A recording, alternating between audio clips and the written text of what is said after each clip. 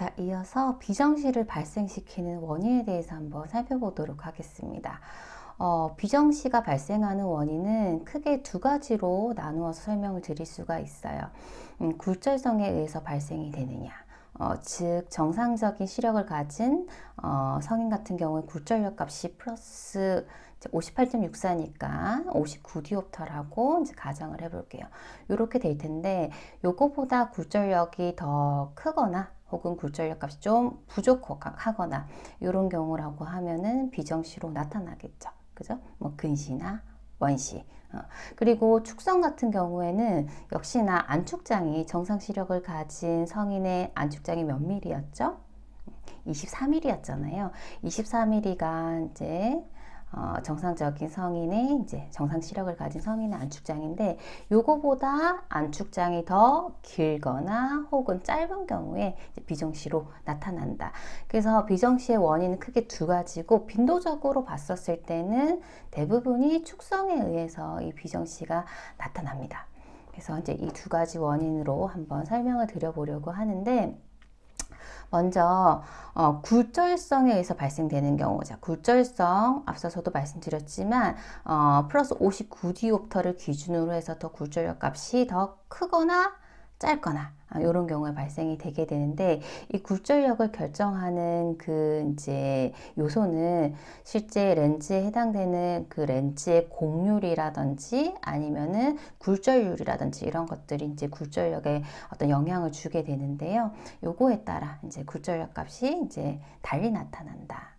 자, 그러면 이 굴절성 근시 같은 경우에는 지금 저희가 근시의 정의를 살펴봤잖아요. 어떻게 정의를 해봤었죠? 정적 굴절 상태, 무조절 상태, 조절 휴지 상태에서 무한 원방에서 들어온 이 빛이 안광학계에서 굴절을 하죠. 안광학계에서 굴절을 하는데 각막과 수정체에 의해서 굴절이 되는데 어떻게 됐나요? 굴절을 한 후에 맺어지는 초점이 망막 기준으로 망막보다 보다 더 앞쪽에 이렇게 결상이 되고 결과적으로 망막에는 이렇게 흐림상이 만들어진 눈이 바로 근시였죠. 자, 이렇게 망막 기준으로 더 앞쪽에 초점이 맺어진다는 것은 실제 정상 시력을 가진 이 굴절력값 이제 59디옵터보다 굴절을 더 많이 했다는 거죠. 많이 해서 많이 꺾였다는 거죠. 그래서 앞쪽에 이제 결상이 된 그런 형태인 거죠.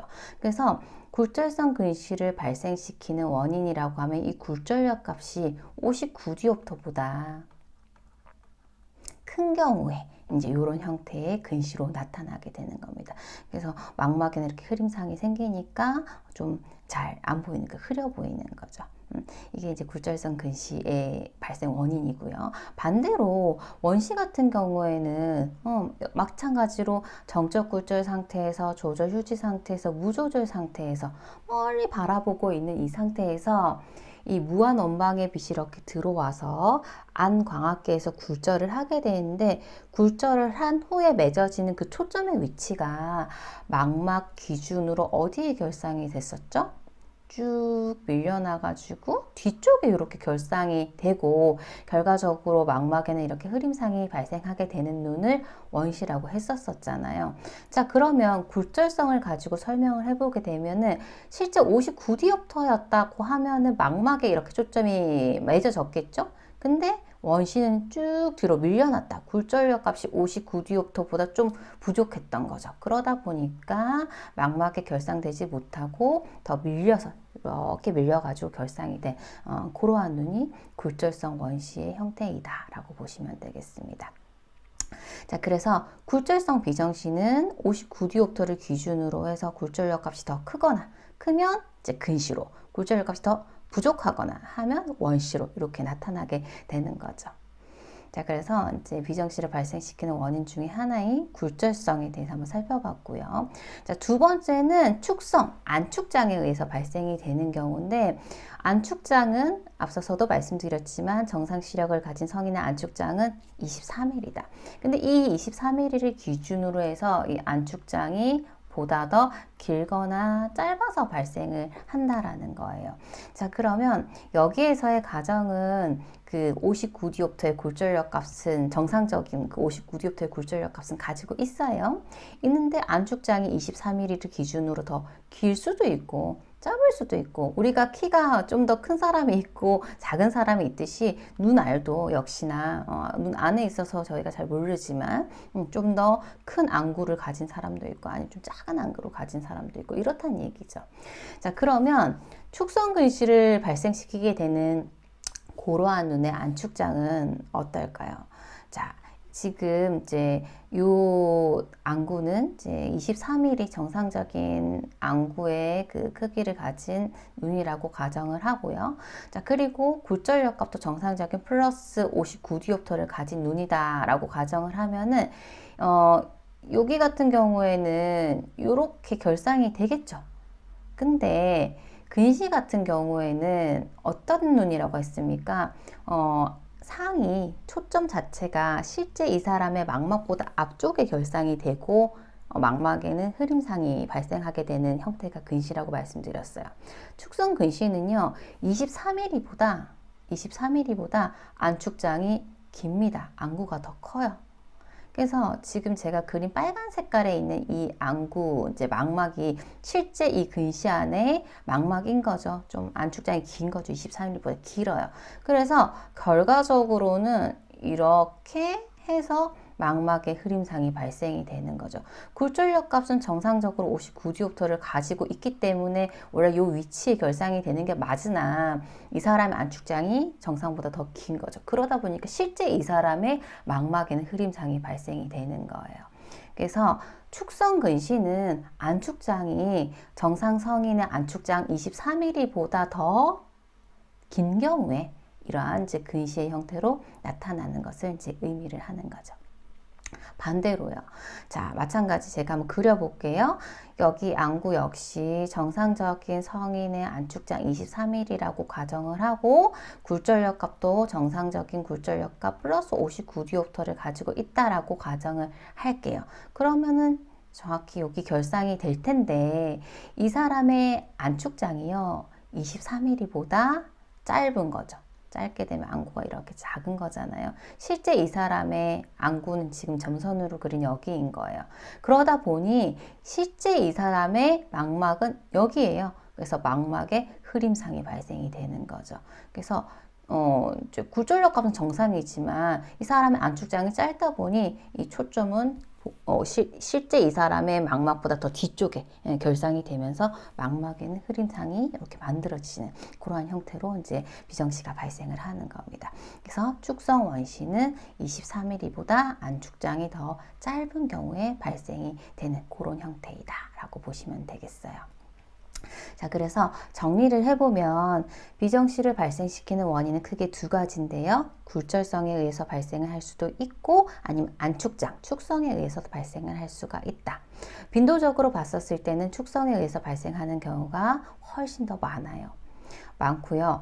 자, 근시를 발생시킨 그런 경우라고 하면 굴절력 값이 정상보다 더 크거나 아니면 안축장이 더 길거나 이러면은 근시로 이제 나타나는 거고요.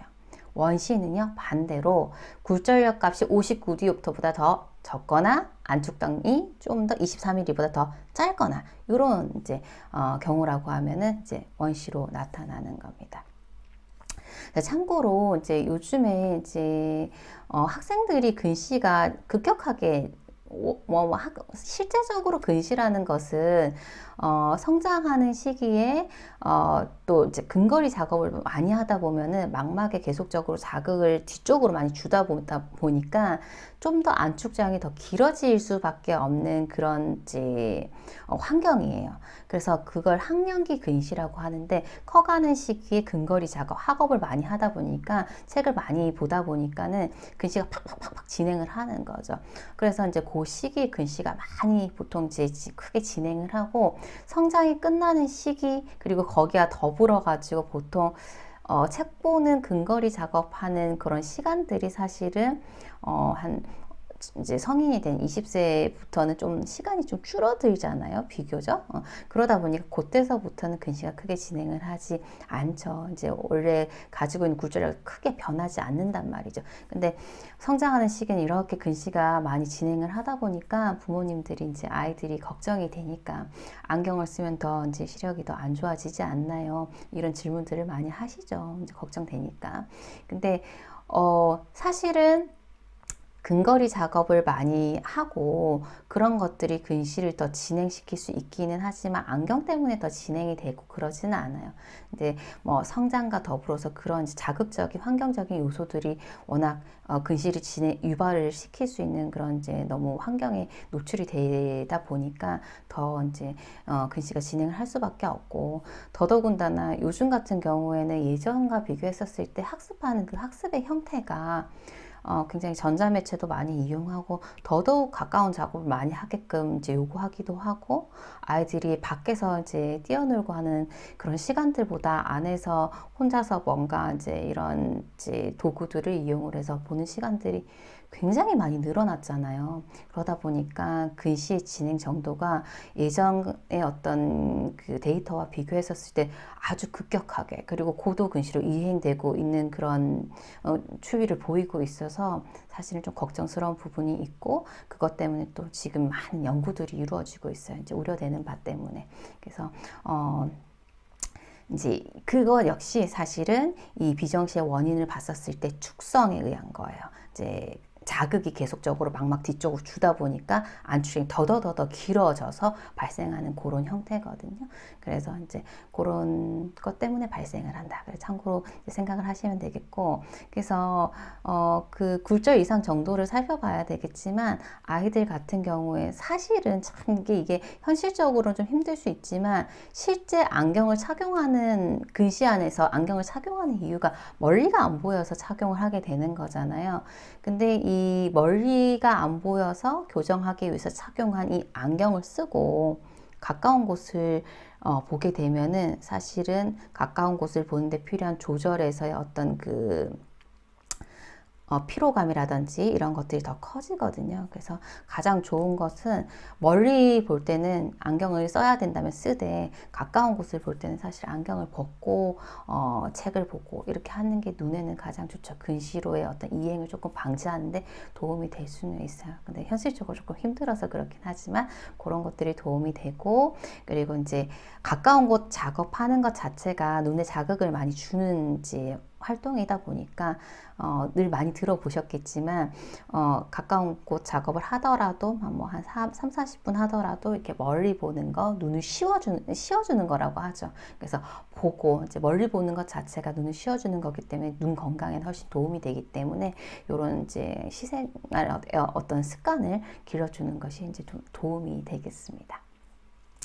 자, 그래서 비정시의 원인을 한번 살펴봤습니다. 자, 그러면 다음으로 비정시안의 교정 원리에 대해서 한번 살펴볼 텐데요. 먼저 저희가 이제 이 비정시를 교정을 할 때 크게는 두 가지 시력 보정 용구를 이용을 할 수가 있죠. 대표적으로 안경이 있고, 그 다음에 컨택트 렌즈가 있어요. 어쨌든 렌즈를 이용하는 거죠. 렌즈의 형태만 다르지. 자, 그러면 이 렌즈의 주요 기능이란 뭐냐? 우리가 이제 안광학계가 있고, 이 위에다가 안경 렌즈 혹은 컨택트 렌즈를 이용을 해가지고 이 비정시를 교정을 할 텐데, 이 렌즈의 기능을 한번 정의를 해보면, 이 렌즈를 통해서 우리가 얻고자 하는 것은 빛이 들어왔었을 때 이 경로, 이렇게 쭉 들어왔었을 때 이제 경로를 바꾸는 게 실제 이 렌즈의 주 기능이 되겠죠. 예를 들어 가지고 지금 왼쪽에 보고 있는 이 렌즈의 형태는 볼록 렌즈, 플러스 렌즈잖아요. 볼록 렌즈는 수렴 렌즈죠.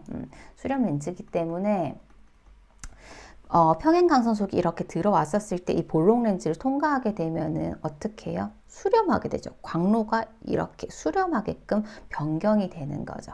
근데 지금 이 렌즈는 이제 수렴을 해서 이 부분에 초점이 매겨졌는데, 이 렌즈 같은 경우에도 실제 가지고 있는 굴절력 값이 더 수렴할 수 있는 굴절력 값이 더 클 수도 있잖아요. 그러면은 더 많이 꺾어서 앞쪽에 이렇게 결상이 되겠죠. 이제 바로 이렇게 꺾이기는 꺾이는데 얼마만큼 더 꺾이느냐, 뭐 많이 안 꺾일 수도 있고 많이 꺾일 수도 있고, 이런 것이 이 렌즈의 힘, 빛의 방향을 바꾸는 힘, 그래서 굴절력이라고 저희가 표현을 하는 거죠.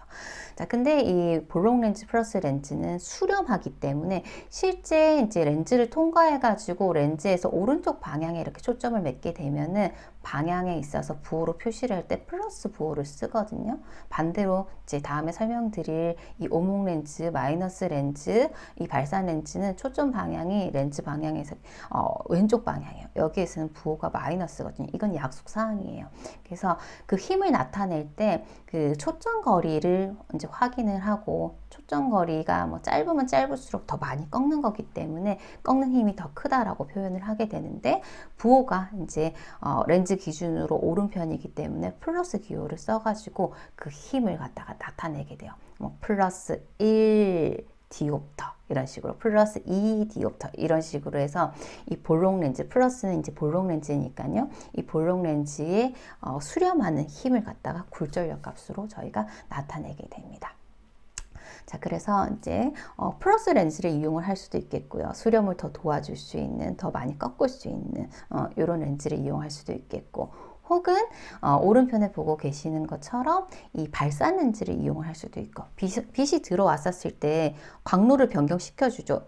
여기 평행광선속이 아니라 밖으로 퍼지게끔, 그죠? 광로를 변경을 해주는데, 역시나 이 발산 렌즈, 오목 렌즈, 마이너스 렌즈의 그 발산 정도가 어느 정도 되는지에 따라서 실제 맺어지는 이 초점, 발산이 되다 보니까 렌즈 면에서 왼쪽 편에, 지금 이제 이쪽 편에 이제 초점이 생기겠죠.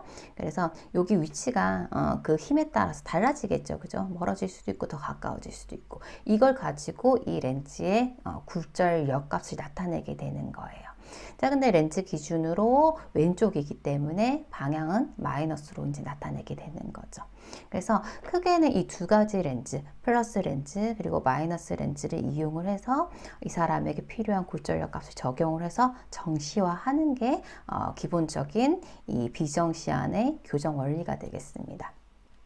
자, 그러면 참고로 플러스 렌즈가 필요한 눈은 어떤 눈일까요? 굴절력 값이 좀 부족해서 망막을 기준으로 D의 상점이 생긴 그런 눈이 조금 더 굴절을 더 많이 해서 망막 쪽으로 상을 당겨 와야 되겠죠.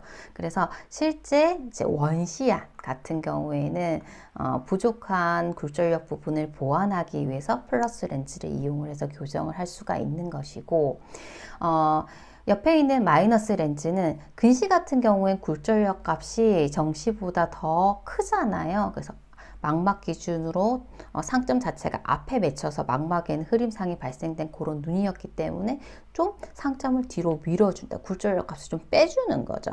그래서 근시 같은 경우에는 이 마이너스 렌즈를 이용을 해서 이제 교정을 하게 됩니다. 그래서 크게는 이제 두 가지 이 렌즈의 형태로 교정을 하게 됩니다.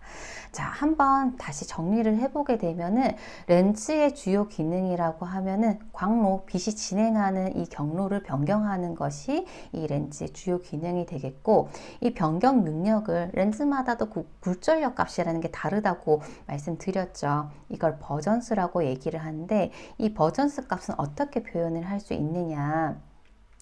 지금 제가 여기 이제 S라고 표현을 했는데, 이 S는 초점에서 참조 평면까지 거리라고 보시면 돼요. 초점에서 참조 평면까지의 거리라고 하면 이 렌즈 면에서 이 초점까지의 거리, 이걸 갖다가 지금 S분의 1 역수값으로 나타내게 되면 이 렌즈의 굴절력 값, 디옵터라고 이렇게 쓰기도 하고, 약으로 DPTR이라고 이제 이렇게 쓰기도 합니다. 이렇게 나타내 줄 수가 있는 거예요. 자, 예를 들어 가지고 이 렌즈 같은 경우에는, 이 플러스 렌즈 같은 경우에는 렌즈를 통과해서 이 빛이 이렇게 꺾이잖아요. 꺾여서 수렴을 하게 되는데, 이 초점까지의 거리가, 이 참조 평면에서 이 초점까지의 거리가 예를 들어서 1m라고 가정을 해 볼게요. 1m. 그러면 이 렌즈의 굴절력 값은 어떻게 표현을 할 수 있느냐라고 하면은, 여기서부터 여기까지 거리가 S라고 했었죠. 그래서 1m 분의 1 이렇게 하면은 이 렌즈의 굴절력 값은 1 디옵터다. 이렇게 표현을 해 주실 수가 있는 거죠. 이렇게 표현을 해 주실 수 있습니다. 자, 하나의 예를 더 들어보게 되면 마이너스 렌즈, 오목 렌즈의 예를 한번 들어볼게요. 자, 이 렌즈 같은 경우는 발산 렌즈이기 때문에 실제 렌즈를 통과하고 나서 맺어지는 초점이 렌즈 왼쪽 편에 이렇게 결상이 되게 되거든요. 근데 예를 들어서 이 초점의 위치가 이 참조평면 렌즈 면에서 이 위치가 50cm다 라고 가정을 해볼게요. 50cm. 그러면 여기가 S가 되잖아요. 근데 다음 부호를 마이너스로 쓰셔야 되겠죠. 왼쪽 편에 있으니까. 그리고 50cm이긴 하지만 디옵터를 나타낼 때는 미터로 나타내야 돼요. 그래서 50cm를 미터로 환산을 하면은 0.5m 이렇게 되겠죠. 분의 1 이렇게 하면은 이 렌즈의 굴절력 값은 앞에 마이너스 부호 붙여주시고 그리고 0.5분의 1이니까 이렇게 하면은 마이너스 2디옵터의 렌즈다 라고 이렇게 렌즈의 굴절력 값을 표현을 해 주실 수가 있겠습니다. 자, 그래서 이제 이러한 렌즈로 우리가 교정을 할 수 있다 이렇게 이해를 하시면 되겠어요. 자, 그러면 실제 이 렌즈를 가지고 이 사람의 어떤 비정시를 가진 사람의 눈을 교정하는 이 내용에 대해서 문제를 통해서 한번 응용할 수 있게끔 한번 살펴보도록 하겠습니다. 자, 저희가 이제 렌즈의 굴절력을 어떻게 구하는지 앞서서 살펴봤었죠. 이 렌즈의 굴절력, 강로를 변경하는 그 힘은 실제 렌즈를 통과해서 맺어지는 초점거리 분의 1로서 저희가 그 굴절력 값을 나타내 줄 수가 있다라고 말씀을 드렸는데 실제 비정시를 교정하는 그 원리는 이 렌즈의 초점과 실제 이 사람의 원점 기억나시죠? 원점 정의 잘 알아두셔야 되세요. 이 초점과 원점을 일치시킴으로써 정시화할 수가 있어요. 비정시를 교정을 할 수가 있거든요. 그래서 실제 이 사람에게 사용하게 될 렌즈의 굴절력, 즉 초점거리 분의 1 이꼴 이 사람의 원점 거리분의 1 이렇게 표현을 해 주실 수가 있어요. 왜냐하면 초점 거리에다가 원점을 일치시킴으로써 교정을 하는 거기 때문에 그래서 이 사람에게 필요한 교정 렌즈의 굴절력 값은 원점 굴절도다 이렇게 보시면 됩니다. 원점 굴절도 역시 이 사람의 원점 거리분의 1로서 구할 수 있다. 이렇게 기억을 해주시면 됩니다. 아주 중요하니까요. 이 개념에 대해서 이해를 하고 계셔야 밑에 있는 이런 문제들을 푸실 수가 있어요. 굉장히 중요하니까 조금 이해가 안 되신다 하시면은 앞에 설명드린 내용에 대해서 조금 더 살펴보시면 도움이 되시리라 생각이 됩니다.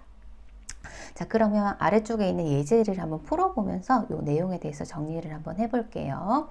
자, 원점 거리가 무한대인 사람. 자, 원점 다시 한번 정의해보게 되면 원점이라는 것은 조절 휴지 상태, 무조절 상태, 조절 휴지 상태, 무조절 상태, 정적 굴절 상태에서 망막에 선명상을 맺게 하는 물체의 위치였죠. 물체의 위치. 자, 그러면 원점이 무한대다라고 하는 것은 이 사람이 멀리 봤었을 때 멀리 있는 물체, 주시거리 5m, 6m인 이 물체가 아주 선명하게 보인다는 거예요. 즉 어떤 눈일까요? 멀리가 잘 보인다는 거죠. 결과적으로 이렇게 설명을 했지만. 정시잖아요. 정상적인 시력을 가진 사람. 자, 이 사람에게 필요한 교정 굴절력은 했어요. 자, 교정 굴절력 필요한 렌즈의 굴절력 이꼴 원점 굴절도라고 말씀드렸어요. 자, 그러면 지금 여기에서는 이 사람의 원점 거리가 나와 있잖아요. 원점 거리가 나와 있기 때문에 그냥 원점 거리 분의 1 하면 교정 굴절력 구하실 수 있는 거예요.